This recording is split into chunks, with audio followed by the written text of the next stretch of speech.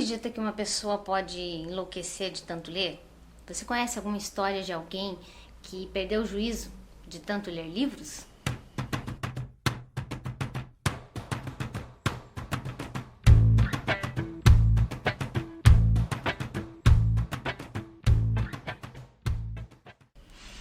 Oi, eu sou a Cíntia, da Livros e Montanhas, e hoje eu vim falar sobre uma das minhas últimas leituras, que foi O Engenhoso Fidalgo Dom Quixote da Mancha, de Miguel de Cervantes Saavedra.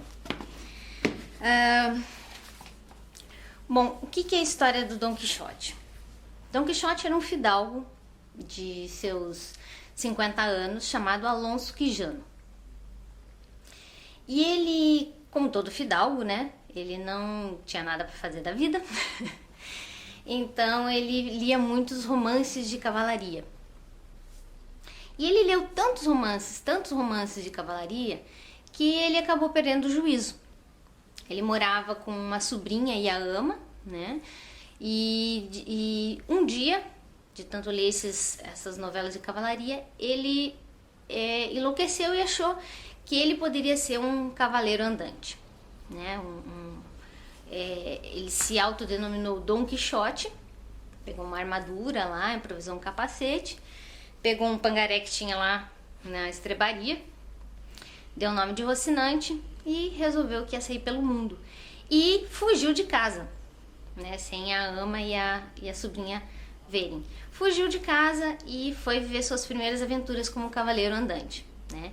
E nessa primeira aventura, ele encontra uma estalagem que ele imagina que é um castelo e que o estalajadeiro é o castelão, né, o dono do castelo. E resolve pedir para esse castelão que o sagre cavaleiro. Então essa é a primeira aventura do Dom Quixote. Claro que ele se mete em várias confusões e o estalajadeiro, forçado a consagrá-lo como cavaleiro, aconselha o Dom Quixote a voltar para casa, porque ele precisava de dinheiro e precisava de um escudeiro, né? Onde já se viu um cavaleiro que não tinha escudeiro. Dom Quixote resolve voltar para casa.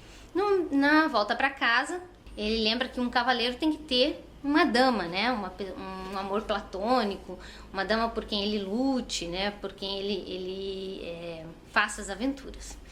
E aí ele inventa Dulcineia do Toboso, que seria a amada dele, né?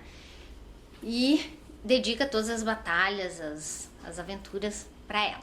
Mas primeiro ele volta para casa. A ama e a sobrinha ficam super felizes, né? E culpam as novelas de cavalaria que o Dom Quixote leu tanto que aquilo enlouqueceu.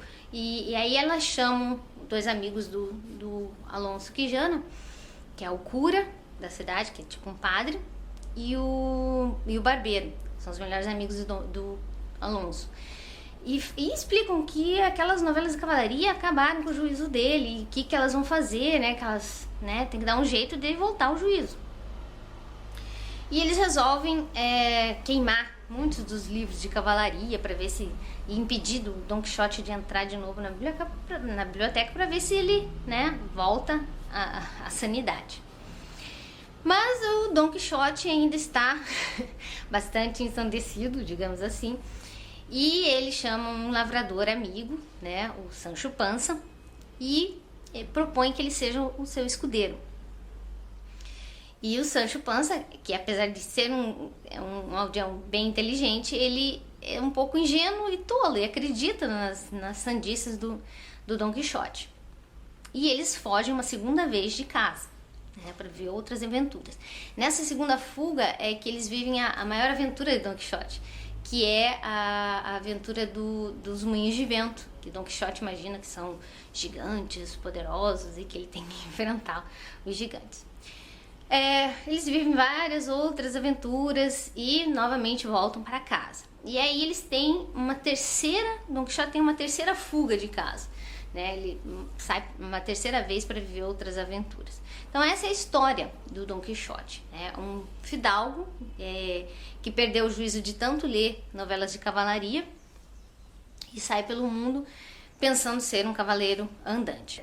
Claro que nessa história toda existem outras histórias entremeadas. Então, durante a história do Dom Quixote, a gente vai ver outras histórias histórias de amor, histórias de outras aventuras com outros casais, né? Então tem a história do Cardenio, a Doroteia, o Dom Fernando e a Lucinda, que é bem interessante essa história. Tem a história do Cativo da Zoraida, tem a história do Crisóstomo e da Marcela, tem a história da Dona Clara e do Dom Luiz. Então tem várias histórias que permeiam, né, a história do Dom Quixote. É interessante que o Miguel de Cervantes, quando ele escreveu a história do Dom Quixote, era para ser uma sátira às novelas de cavalaria, que na época eram os best-sellers, que seriam hoje em dia, né? Então ele criticava muito aquele tipo de romance porque era muito fantasioso, né? Eram sempre situações em que uma pessoa conseguia derrotar um exército inteiro. Então era uma coisa assim, ou eram gigantes, feiticeiros, coisas que nem existiam. E muita gente acreditava que aquilo realmente tinha acontecido, né? Então começou-se a se discutir, né? Se o leitor estava preparado para saber distinguir o que era real do que era fantasioso, né? Então, o Miguel, ele é considerado assim o primeiro autor a escrever um romance moderno mesmo, que tinha suas fantasias, mas era uma coisa mais verossímil, mais perto da realidade, né? Não era uma coisa assim absurda, assim, aquela coisa impossível, né, de acontecer. Também nessa época começou-se a discutir se era interessante para que as mocinhas lessem esse tipo de literatura, porque isso podia influenciar a cabeça delas. Elas se tornavam mulheres muito românticas, que idealizavam uma vida muito romântica e que não era a realidade, né, da coisa. Então é muito interessante, ele faz toda essa crítica à literatura da época, né? Então isso faz lembrar muito a crítica que existe ainda hoje com os best-sellers de hoje em dia, certo? Interessante, eu li a versão que eu li uma versão integral, que é essa daqui, né? Da coleção Clássicos da Abril Cultural. E é interessante também uma parte que eu achei legal no começo do livro, que o Miguel de Cervantes fala assim, poxa, todo livro, né, na época tinha que ter um prefácio escrito por pessoas famosas e tal, não sei o quê. Só que como isso aqui era uma sátira, né, da cavalaria, o que ele fez? Ele colocou como introduções, assim, como é que chama? Ele colocou como prólogo personagens personagens famosos da cavalaria, das novelas de cavalaria, para falar sobre o livro, como se eles existissem, aqueles personagens existissem e tivessem lido, né, o Engenho do Fidalgo, Dom Quixote da Mancha. Então achei isso aqui uma parte bem curiosa, né? Da primeira vez que eu li uma versão do Dom Quixote foi em 1991, por aí, e fiz uma leitura em 2001, por aí. Então faz bastante tempo. E eu só tinha lido versões adaptadas, tá? A primeira versão que eu li do Dom Quixote foi esse daqui, da Clássicos da Literatura Infanto-Juvenil, também da Abril, que é uma edição de 1972, se eu não me engano, de 1972, e que é recontado pelo Orígenes Lessa. E só agora que eu realmente li uma versão integral, tá? Minha única decepção foi que todas as versões que eu li adaptadas tem a história toda do Dom Quixote, até o final mesmo, tá? Essa edição integral, infelizmente, não tem a última parte. Como assim não tem a última parte? É que, na verdade, o Miguel de Cervantes, ele escreveu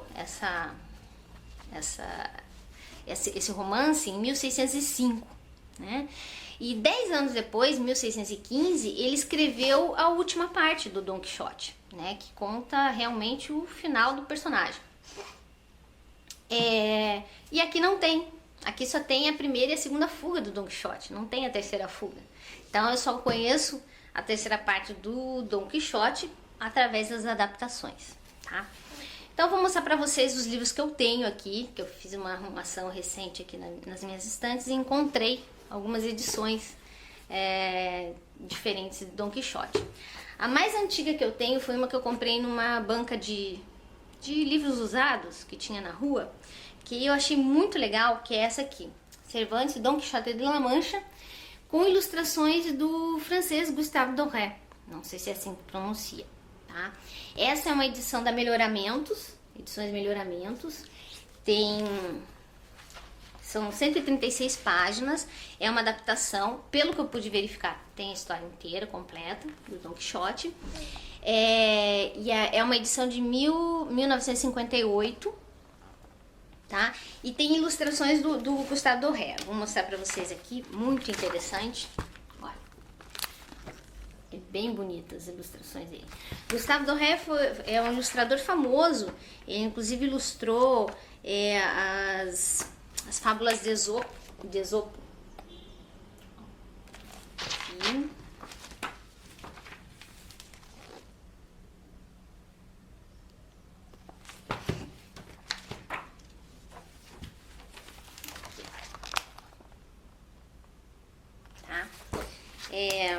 Deixa eu ver, essa aqui é uma adaptação de José Pedretti Neto, tá?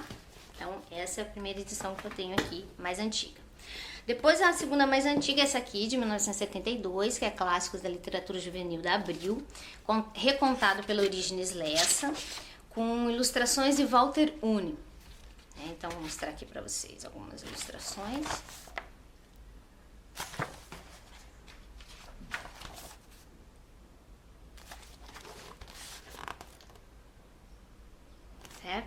Essa edição tem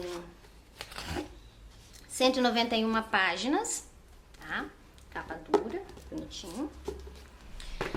A outra edição que eu tenho é uma edição recente de 2012, O Prazer da Leitura, também da Abril. Então é Don Quixote, de Miguel de Cervantes. Ele é adaptado, tradução e adaptação de Eduardo Rado. E o ilustrador é o Pietro. Esse aqui tem ilustrações muito legais, bem bonitas, com coloridas bonitas. Preto e branco. Esse aqui.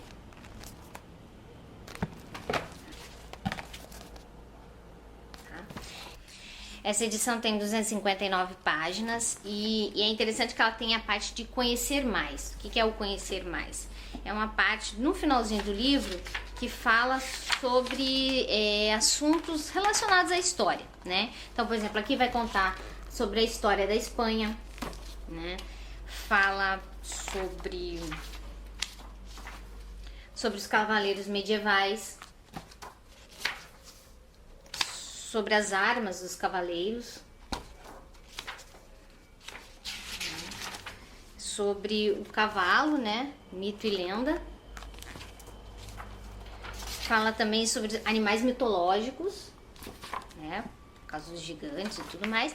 E fala sobre a região da Mancha, né? Então é um livro bem interessante que ele traz um pouquinho mais de assunto, né? No comecinho também a gente tem falando sobre a obra, né? Don Quixote. Tem também sobre o autor, né? E sobre a cronologia da vida do autor, tá? Então essa é uma ediçãozinha de capa dura, tá? Bem legal, também tem história completa aqui. Eu marquei um trechinho aqui que eu achei legal, porque eu tava vendo esses dias um vídeo da Tatiana Feltrin, que ela falava sobre o Carl Sagan, sobre o livro Contato. E no livro ele citava uma coisa sobre Cervantes falar sobre traduções. E aí eu encontrei o que Cervantes fala sobre traduções aqui no livro do Don Quixote, né? Então o Quixote ele tá visitando uma gráfica. E aí ele, conversando lá com o pessoal da gráfica, ele diz assim: eu ousaria dizer que tu não és suficientemente reconhecido pelo mundo, o tradutor, né? Que ele tava falando que o tradutor era bom e tal, não sei o quê. Pois este é sempre ingrato aos grandes intelectos. Que talentos temos aqui, que gênio ignorado. Entretanto, devo dizer que as traduções, salvo as do grego e latim, se parecem com o lado de baixo de uma tapeçaria. Vemos as figuras apenas através das tramas das fibras. Não quero com isso dizer que a tradução não merece elogios. Há os que traduzem tão bem que fica difícil saber qual é o texto traduzido e qual é o original. Agora, diz-me, imprimes esses livros por tua própria conta e risco ou já vendeste os direitos a alguma livraria? Esse livro foi escrito em 1605, né? Eu achei bem interessante. Também tem uma parte nessa parte integral, nesse livro integral, que o cônego está conversando lá com o barbeiro e os dois expõem uma teoria. E daí tem uma notinha de rodapé que diz assim: expõe o cônego aqui a teoria e prática literária de Cervantes, que é o autor de Don Quixote, para quem a literatura deve despertar o interesse do leitor com uma ficção surpreendente e até maravilhosa, mas mantendo a fantasia segundo a poética aristotélica, no terreno do razoável e verossímil. Então essa era a ideia de Cervantes sobre literatura. Por isso que ele faz essa crítica às novelas de cavalaria da época, que eram os best-sellers. Tá? A versão que eu li integral é essa aqui do Clássicos da Abril Coleções, tá? São 2 volumes. O primeiro volume tem 372 páginas e o segundo volume tem 359 páginas, tá? A tradução dessa edição foi feita pelo Carlos Nogué e o José Luiz Sanches, tá? No finalzinho do livro a gente tem um pouquinho sobre vida e obra, tá? Do autor. Aqui. Então aqui vai falar sobre o autor. Aqui tem uma ilustração, a mesma ilustração do Gustave Doré que tem no outro. É legal. Tem outras aqui. E aqui no segundo volume também tem a continuação. Fala sobre a obra. Então na primeira fala sobre o autor, na segunda sobre a obra. Aqui tem uma ilustração também do Gustave Doré. Muito legal essas ilustrações. Aqui tem um trecho interessante nesse complemento que diz aqui sobre a cavalaria, né? Surgiram então as ordens militares religiosas, os cavaleiros hospitalários, criados mais ou menos em 1099. Os cavaleiros templários em 1190, os cavaleiros teutônicos também em 1190. Com o tempo tornaram-se irmandades fechadas, com severo código de conduta, e tiveram seu auge no século XII. Então a cavalaria teve seu auge no século XII. Olha, esse aqui é a luta dos moinhos de vento. Muito legal esse. Aqui fala sobre os personagens também. E aqui a última são as estátuas de bronze do Don Quixote e do Sancho Panza, que tem lá na Espanha, numa praça na Espanha. Tá? Então, essa é a edição integral que eu li. Eu gostei muito da história, adorei ler essa versão integral. Tive um pouquinho de dificuldade com o linguajar, que, né, não é como nas adaptações, né? Não é um linguajar extremamente rebuscado, mas ele é mais rebuscado do que a maioria dos clássicos, tá? Então vou ler um trechinho aqui para vocês entenderem mais ou menos o tipo de linguajar que eles usam no livro. Deixamos na primeira parte dessa história o valoroso biscainho e o famoso Don Quixote com as espadas levantadas e desnudas, prestes a desferir 2 furibundos fendentes, tais que, em cheio acertassem, pelo menos se partiriam e fenderiam de cima a baixo, e se abririam como uma romã. E neste ponto tão incerto, parou e ficou truncada tão saborosa história, sem que nos desse notícia seu autor de onde se poderia encontrar o que faltava. Então, não é assim um linguajar assim, muito complicado, tá? Mas é um pouquinho mais rebuscado, tem uma palavra ou outra mais que o pessoal vai ficar, o que ele quis dizer com isso? Tá? E tem os poemas, né, que tem no livro, poemas, canções, que também tem que ler com mais atenção, porque realmente dá um pouquinho mais de trabalho, como por exemplo o poema Antônio. Sei, Eulália, que me adoras, sem porém mo teres dito, nem com os olhos sequer mudas línguas de amoricos, porque bem te sei sabida, em que me amas me afirmo, que nunca foi digitado amor que me foi conhecido. Então, eu sou péssima para poemas, não tenho um problema sério para entender poemas e o linguajar aqui não ajuda muito. Mas no resto o livro é muito bom. As situações são bastante hilárias, né? O Don Quixote, ele tem momentos de lucidez e momentos de sandices, né? E ele sempre se mete em confusão e acaba apanhando. Me dá muita dó do pobre coitado, do pobre do Fidalgo. Afinal, é um velhinho de quase 60 anos, 50 por aí. E toda hora ele tá tomando paulada, cacetada, soco, pontapé. E me lembra até aqueles desenhos animados que o carro passa por cima do personagem, para o personagem ficar todo amassado e depois volta ao normal. Que ele apanha e depois vai e se mete em outra confusão.